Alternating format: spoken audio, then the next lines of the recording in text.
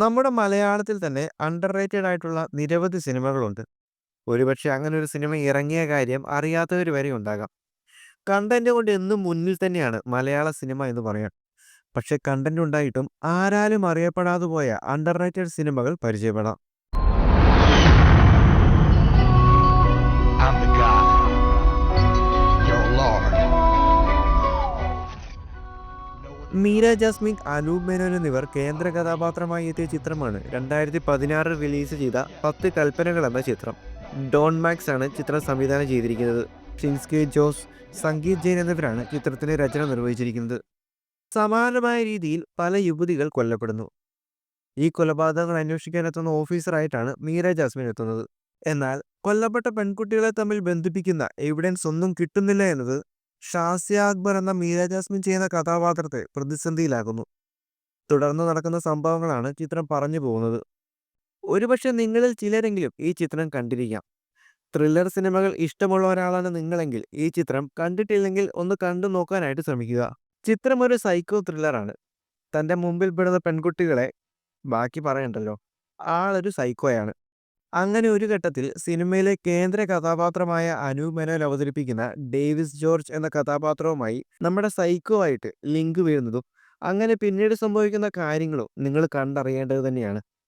ചിത്രത്തിൽ ക്യാരക്ടേഴ്സിനെ യൂസ് ചെയ്തിരിക്കുന്ന വിധവും അല്ലെങ്കിൽ ഓരോ ക്യാരക്ടേഴ്സും സിനിമയ്ക്ക് നൽകിയിരിക്കുന്ന ഇമ്പാക്റ്റ് വളരെ മനോഹരമായിരുന്നു. ഷാസിയ അക്ബർ ചെയ്ത മീര ജാസ്മിന്റെ കഥാപാത്രം ഒഴിച്ച് എന്തോ ആ ഒരു ക്യാരക്ടർ മീര ജാസ്മിന് ചേരുന്നതായിരുന്നില്ല എന്നൊരു തോന്നൽ. തികച്ചും വ്യക്തിപരമായ അഭിപ്രായം മാത്രമാണത്. വില്ലൻ കഥാപാത്രം എടുത്താലും വിക്ടർ എന്നാണ് കഥാപാത്രത്തിന്റെ പേര്. വിക്ടറിന്റെ ഹോബിയാണ് കൊല ചെയ്യുക എന്നത്. ശേഷം കൂളായി നടക്കുക. അങ്ങനെ എടുത്തു നോക്കുമ്പോൾ ചിത്രത്തിൽ വന്ന ഒരു ക്യാരക്ടറും അനാവശ്യമായിരുന്നില്ല. എല്ലാവർക്കും അവരുടേതായ ഓരോ ഇമ്പോർട്ടൻ്റ് റോള് ചിത്രത്തിലുണ്ട്. അതുപോലെ ചിത്രത്തിന്റെ എഡിറ്റിംഗും സിനിമാറ്റോഗ്രഫിയും എടുത്തു പറയേണ്ടത് തന്നെയാണ്. ചിത്രത്തിന്റെ സംവിധായകൻ ഒരു എഡിറ്റർ ആയിരുന്നു എന്നതും ഓർക്കേണ്ട ഒരു കാര്യം തന്നെ. ചിത്രത്തിലെ സംഗീതവും എടുത്തു പറയേണ്ടത് തന്നെയാണ്. ടൈറ്റിൽ ട്രാക്കായിട്ട് വരുന്ന ഗാനം ഉൾപ്പെടെ എല്ലാം വളരെ മനോഹരമായിരുന്നു.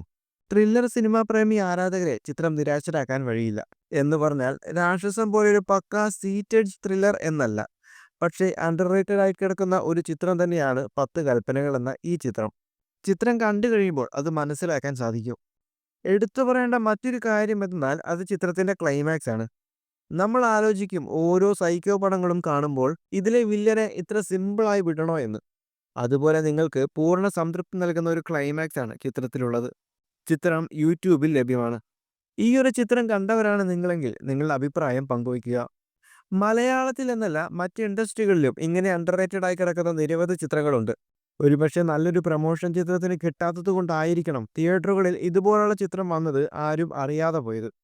എന്തുതന്നെയായാലും അണ്ടർ റേറ്റഡ് ആയിട്ടുള്ള സിനിമകൾ പരിചയപ്പെടാം സിനി ലോഞ്ചിലൂടെ.